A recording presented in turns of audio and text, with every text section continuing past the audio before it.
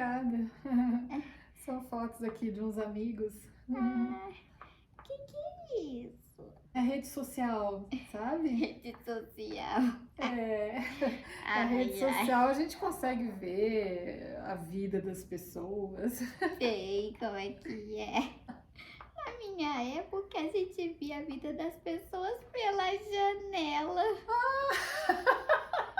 É mesmo? Sim. Como é que era? A gente via aquela menininha toda arrumada, perfumada, andava pela rua e sabia que ia encontrar com o namorado.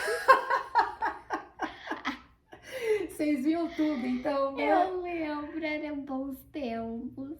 Ah, que pena que hoje a gente nem tem janela mais. A nossa janela é Pois aqui. é. Mas Funciona. é assim, você tem que ter um celular, né? Aí você instala esse aplicativo que se chama Instagram. Instagram parece nome de remédio. Pois é, olha, Instagram. não é remédio, mas é muito bom, viu? Ah, Aí, claro. o que a senhora gosta? Eu gosto de cozinhar. Eu adoro cozinhar para os meus netos. É mesmo? Ah, então a senhora vai gostar muito, porque aqui tem muitos perfis de cozinha, cozinheiros que dão receita. É muito bom. A Interessante. senhora precisa ter um desse. Ah, mas você tem que saber que na minha família, a minha bisavó tinha uma receita muito maravilhosa e especial. Ah, não diga.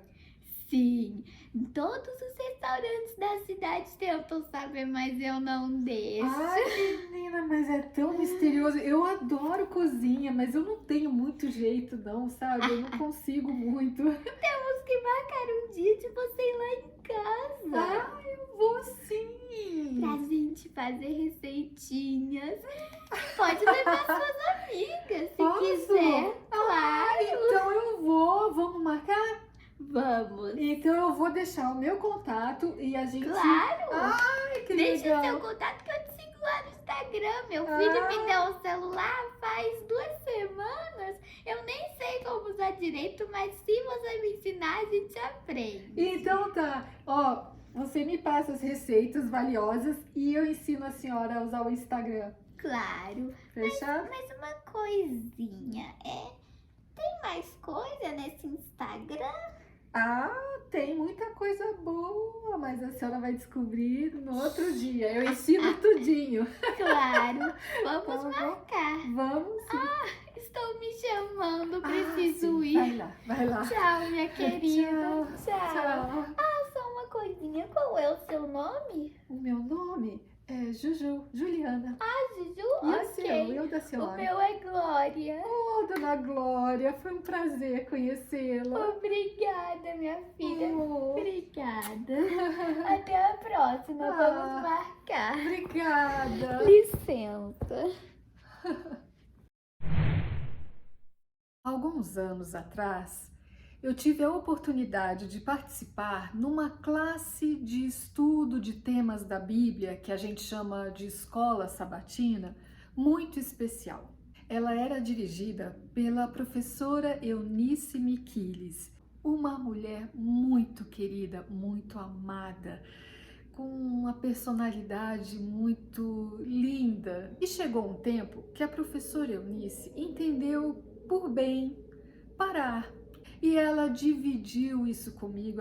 Eu tive a alegria, o prazer de receber esse convite da professora Eunice, que me disse: Noemi, vem aqui para minha classe, dirige essa classe, passa as lições aqui da escola sabatina com essa turma. E eu me senti muito honrada, com uma responsabilidade enorme. Eu percebi que havia muitos idosos, pessoas que já estavam acompanhando a professora Eunice há muito tempo ali naquela classe.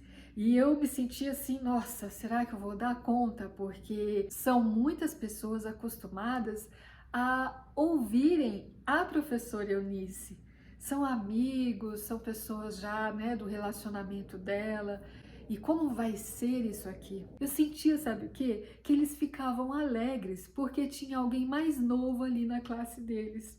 É como se eles estivessem recebendo um pouco da juventude da professora naquele momento, né? E ao mesmo tempo eu sentia todo aquele carinho, todo aquele calor, as experiências deles, né? A, a maturidade, a condução da professora Eunice Miquiles. Então, era uma troca para todos nós ali, gerações diferentes que estavam se relacionando no estudo da palavra de Deus naquele momento. Parece algo tão simples, é simples, mas muito raro também. Porque hoje nós perdemos muitas vezes essas felizes oportunidades porque não nos damos conta disso. Achamos que precisamos da nossa tribo e aí jovens ficam com jovens, idosos ficam ali somente com idosos, né? Ou seja, começamos a fazer grupos.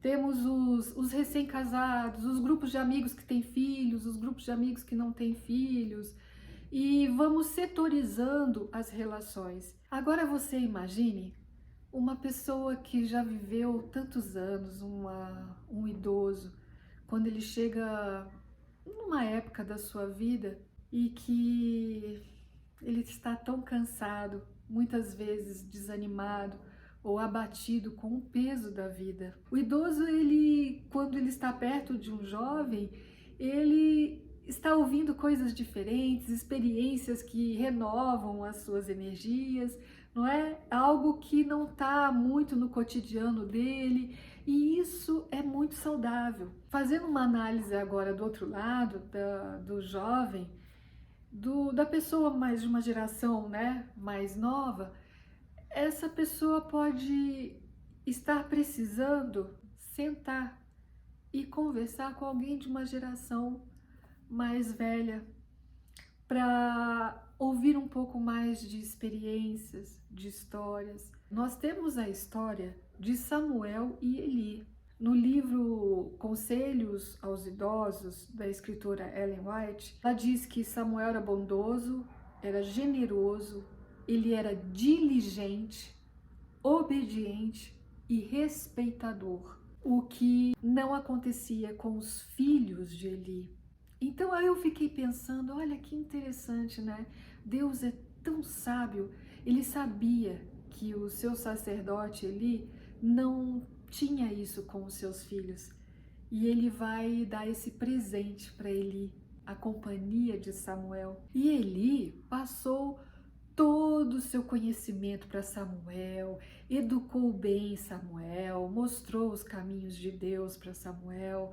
Ele ensinou Samuel a ouvir a voz de Deus. Olha que experiência rica. Sabem que quando eu li essa característica, né, que Samuel respeitava a Eli, me veio à mente algumas reflexões. Como nós olhamos os mais velhos, os idosos? Será que mesmo sem querer, nós não olhamos os mais experientes como coitadinhos? Já tá, né? Veja bem, respeito não é somente uma questão de formalidade, de dizer bom dia, boa tarde, mas a forma que nós percebemos o próximo. É você ter um pensamento de valor daquela pessoa na idade que ela tem, respeitando as suas experiências, a sua vida, tudo o que ela já conquistou e o que ela se tornou, o que ela é. Pessoas que já trilharam um caminho que você e eu ainda vamos passar e sabem muito mais a respeito de muitas coisas. Pessoas admiráveis por tanta força em meio à debilidade causada pelo tempo. Como não aprender?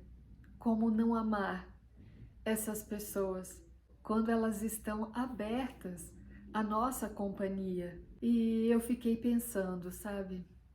Muitas vezes a gente se acha muito sabichão, né? Eu olho para trás, lembro de alguns episódios do meu passado e fico pensando, ai meu pai, como é que pode, Noemi? Você achava que sabia tanta coisa, né? Era dona da razão.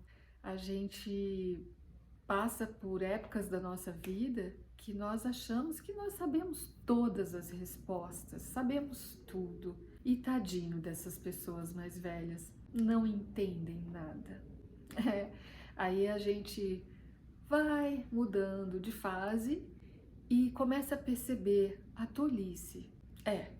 Então vale a pena esse despertar para que nós prestemos mais atenção o quanto ainda podemos aprender e o quanto nós ganhamos em todos os aspectos quando nos relacionamos com pessoas mais experientes. E sem coitadinho, hein? Olha, eu fico muito triste. Às vezes eu vejo pessoas que têm tanto carinho pelo idoso, pela pessoa mais velha, tem tanto respeito, tudo, mas fica tratando aquele idoso como se fosse um incapaz, quando não é. A gente tem que olhar e respeitar mesmo a geração mais experiente, porque eles sabem de muita coisa. Você pode ser o sabichão do pedaço, de dominar muita novidade que uma geração passada não tem, mas não subestime o que essa geração já viveu e que você nunca viveu e você não tem ideia. Inclusive, eu não posso deixar de fazer essa observação. Muitas vezes a gente percebe num relacionamento de filhos e pais, né? Quando existe essa relação de proteção, né? Quando os papéis se invertem, o filho precisando cuidar do pai. Isso é um grande privilégio do filho, poder cuidar do seu pai, honra teu pai e tua mãe. Agora, cuidar do mais idoso, cuidar dos pais, por exemplo, não exige se sobrepor, ignorar a vontade do mais frágil e impor mesmo o que você acredita, o que você pensa, é assim que você tem que fazer, como se essa pessoa da geração mais velha fosse uma pessoa incapaz de pensar por si, de decidir, sempre respeitando também a capacidade de autodeterminar-se da pessoa. Eu só quero tentar mostrar a importância que você e eu podemos fazer na vida de alguém. Quantas pessoas aí já mais velhas, idosas, que sentem a necessidade de ter alguém para conversar, de ter alguém com sangue novo, com mais energia, com ideias diferentes para poder trocar. Pessoas que precisam sair um pouco da sua tristeza, das lembranças da sua vida, das saudades que deixou e encontrar novos amores, novos corações. É uma experiência que nós podemos proporcionar uns aos outros, seja dentro de casa, seja fora, porque existem muitas pessoas, muitos idosos por aí que já não têm uma família para poder dar esse amparo em todos os aspectos.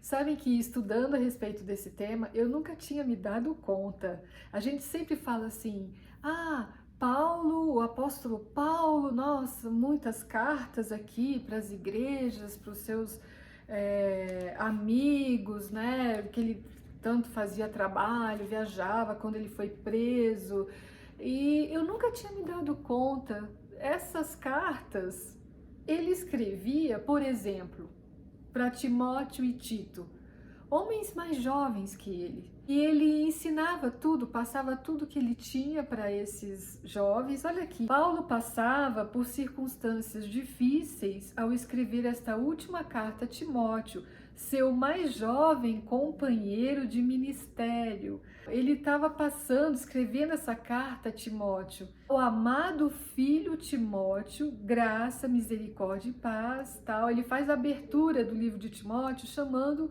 ao seu jovem aprendiz ao amado filho Timóteo. Como Timóteo ganhava experiência, imagina você conviver com o apóstolo Paulo, né? Segue aqui no verso 3, Paulo falando para Timóteo: me lembro de ti nas minhas orações, noite e dia. Lembrado das tuas lágrimas, estou ansioso por ver-te, para que eu transborde de alegria. Eu achei isso aqui, eu comecei a ler Paulo nesse aspecto aqui da abertura mesmo, do prefácio, da saudação. Eu tô vendo um novo Paulo, porque a gente se concentra muito no conteúdo mesmo da palavra que Paulo tinha para nos dar. De novo, Paulo falando para Timóteo: porque Deus não nos tem dado espírito de covardia, mas de poder, de amor, moderação, ou seja, aquele incentivo, né? Você, Timóteo, podia estar passando por suas dificuldades, aí ele lê essa carta de Paulo preso, falando o que para ele? Que Deus não tem nos dado o espírito de covardia. Imagine a força dessas palavras para esse jovem Timóteo. Mantém o padrão das sãs palavras que de mim ouviste, com fé e com o amor que está em Cristo Jesus. Ao invés dos mais experientes levarem o trabalho sozinho, aí a gente chega em outro ponto importante, eles podem contar com os mais jovens, com os mais novos, e os mais novos podem absorver toda essa sabedoria e experiência dos mais velhos. Para fechar esse nosso vídeo, eu vou destacar um trechinho que eu li da Ellen White, que eu achei muito bom. Eu aconselho você a ler o livro Conselho aos Idosos. Você vai descobrir, porque antes eu ficava pensando, não, esse livro não deve ser para mim ainda não. mas é sim, é para todos nós, porque ele não fala somente aos idosos, ele fala principalmente aos que se relacionam com os idosos. Eu ainda estou lendo alguns trechos aqui, outro ali, eu vou pelos temas que me interessam. Olha esse trecho. Deus gosta dos jovens cujas qualificações de caráter o levam a se deleitar na amizade dos idosos, a se unir pelos laços de carinhosa afeição aos que estão já mais experientes e que muitas vezes se sentem assim sozinhos, né? Alguns se sentem já à beira do descanso, não é? Então Deus valoriza, é muito caro a Deus. Pensa nisso, Deus e eu.